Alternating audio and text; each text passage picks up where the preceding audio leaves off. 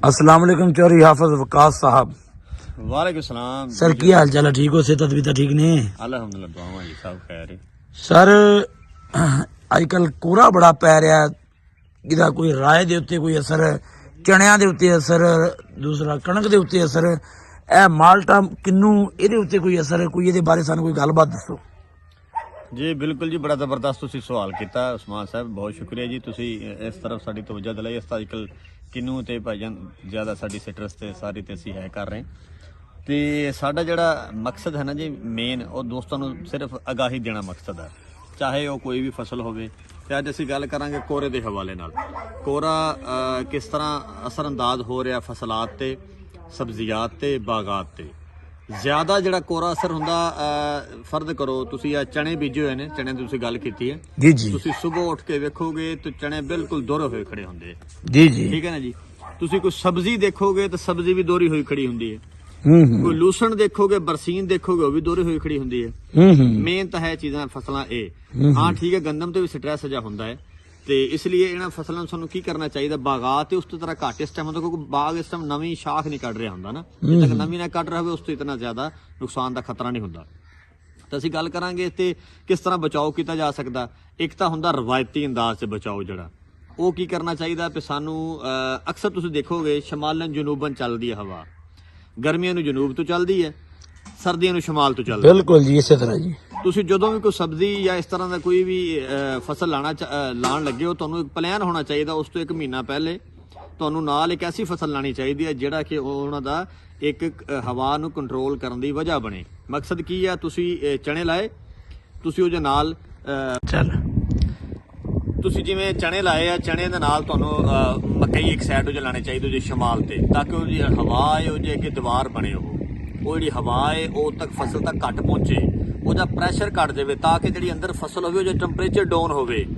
ਤੇ ਅਗਰ ਤੁਸੀਂ ਇਹ ਇੱਕ ਰਵਾਇਤੀ ਅੰਦਾਜ਼ ਕਰ ਲਓ ਸਭ ਤੋਂ ਅੱਛਾ ਹੈ। ਜਾਂ ਫਿਰ ਅਕਸਰ ਤੁਸੀਂ ਦੇਖਿਆ ਹੋਏਗਾ ਖੇਤ ਦੇ ਇਰਦ ਗਿਰਦ ਜਿਵੇਂ ਬਾਗਾਤ ਦੇ ਏਰੀਆ, ਉੱਥੇ ਬਾਗ ਤਾਂ ਵੈਸੇ ਲੱਗੇ ਹੁੰਦੇ, ਉਹ ਵਿੱਚ ਦਰਮਿਆਨ 'ਚ ਜਿਹੜੀ ਤੁਹਾਡੀ ਫਸਲ ਹੁੰਦੀ ਤਕਰੀਬਨ ਕੁਛ ਹੱਦ ਤੱਕ ਕਵਰ ਹੁੰਦੀ, ਜਿਸ ਤਰ੍ਹਾਂ ਸਾਡੇ ਇਰਦ ਗਿਰਦ ਕੋਈ ਬਾਗਾਤ ਇਸ ਟਾਈਮ ਅਸੀਂ ਲੱਗੇ ਖੜੇ ਬੈਠੇ ਹਾਂ। ਤੇ ਜਾਂ ਫਿਰ ਤੁਸੀਂ ਗੰਨੇ ਦੀ ਫਸਲ ਲਾਈ ਹੋਵੇ, ਉਹਦੇ ਇੱਕ ਸਾਈਡ ਤੇ ਤੁਸੀਂ ਅਗਰ ਸ਼ਮਾਲ ਤੇ ਤੁਸੀਂ ਗੰਨੇ ਦੀ ਫਸਲ ਲਾਈ ਹੈ ਤਾਂ ਤੁਹਾਡਾ ਇੱਧਰ ਫਸਲ ਕੋਈ ਵੀ ਬੀਜੋਗੇ ਤਾਂ ਉਹ ਤਕਰੀਬਨ ਟੈਂਪਰੇਚਰ 2-3 ਡਿਗਰੀ ਉਹ ਤੁਹਾਡਾ ਕੰਟਰੋਲ ਰੱਖੇਗਾ, ਬਿਲਕੁਲ ਜ਼ੀਰੋ ਤੇ ਜਾਣ ਨਹੀਂ ਦੇਗਾ। ਇੱਕ ਚੀਜ਼ ਤੇ ਇਹ ਤਾਂ ਹੈ ਰਵਾਇਤੀ ਕੰਟਰੋਲ। ਦੂਸਰਾ ਕੰਟਰੋਲ ਇਹ ਹੈ ਕਿ ਤੁਸੀਂ ਫਸਲ ਨੂੰ ਪਾਣੀ ਲਾ ਦਿਓ। ਅਕਸਰ ਤੁਸੀਂ ਸੁਣਦੇ ਹੋਗੇ ਵੀ ਪਾਣੀ ਲਾਓ, ਮੈਂ ਦੱਸਦਾ ਕਿਉਂ ਪਾਣੀ ਲਾਣਾ।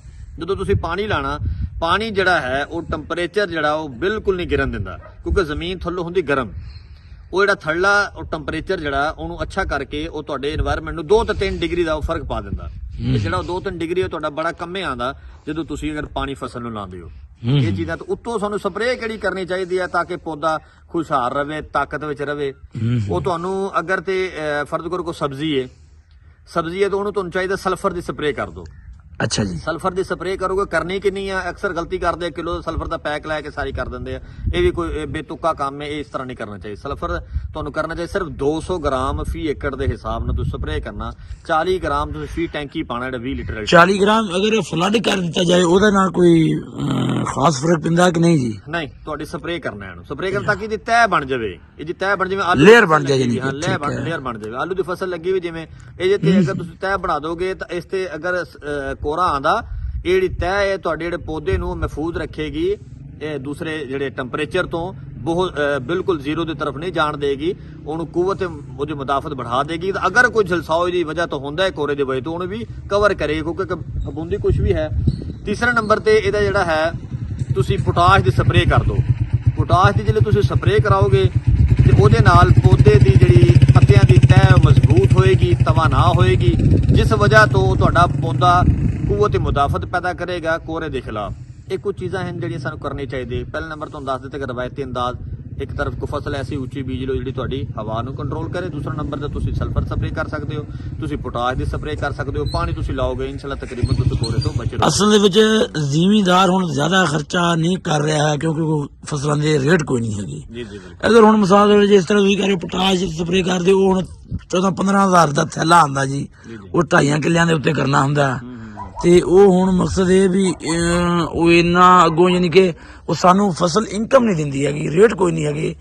ਇਹ ਕੋਈ ਸਸਤਾ ਤਰੀਨ ਹੱਲ ਹੋਵੇ ਜਿਹੜਾ ਸਾਡਾ ਜ਼ਿਮੀਂਦਾਰਾਂ ਦਾ ਜਿਹੜਾ ਥੋੜਾ ਜਿਹਾ ਮਕਸਦ ਇਹ ਵੀ ਖਰਚਾ ਵੀ ਘੱਟ ਹੋਵੇ ਤੇ ਉਹਦਾ ਹੱਲ ਵੀ ਮਿਲ ਹਾਂਜੀ ਉਹਦਾ ਕੋਈ ਹੱਲ ਸਾਨੂੰ ਸਸਤਾ ਜਿਹਾ ਹੱਲ ਦੱਸੋ। ਮੈਂ ਸਸਤਾ ਹੱਲ ਤੁਹਾਨੂੰ ਕੀ ਦੱਸਿਆ, 1 ਕਿਲੋ ਸਲਫਰ ਜੀ ਜੀ ਉਹ ਤੁਹਾਡੇ 5 ਕਿੱਲਿਆਂ ਤੇ ਸਪਰੇ ਹੋਣਾ ਜੀ। ਨਹੀਂ ਉਹ ਸਲਫਰ ਜਿਹੜੀ ਸਮਝ ਆਉਂਦੀ ਹੈ। ਜਾ ਉਧਰ ਜਾ ਰਹੇ 1 ਕਿਲੋ ਸਲਫਰ ਤੁਹਾਡਾ 5 ਕਿੱਲੇ ਤੋਂ। ਉਸ ਤੋਂ ਬਾਅਦ ਜਿਹੜਾ ਤੁਹਾਡਾ ਕਿ ਪੋਟਾਸ਼ ਹੈ, ਮੈਂ ਤੁਹਾਨੂੰ ਉਹ ਨਹੀਂ ਕਿਹਾ ਜਿਹੜੀ 25 ਕਿਲੋ ਵਾਲਾ ਤੋੜਾ, ਮੈਂ ਤੁਹਾਨੂੰ ਕਿਹਾ 1 ਲੀਟਰ ਪੋਟਾਸ਼ ਦਾ ਲਿਆਣਾ, 1 ਲੀਟਰ ਸਪਰੇ ਕਰਨਾ ਕਿੱਲੇ ਤੇ। ਅੱਛਾ ਮੈਂ ਬਣੀ ਪੋਟਾਸ਼ ਫਲੱਡ ਕਰਨੀ? ਨਹੀਂ ਉੱਤੋਂ ਸਪਰੇ ਕਰਨੀ ਹੈ।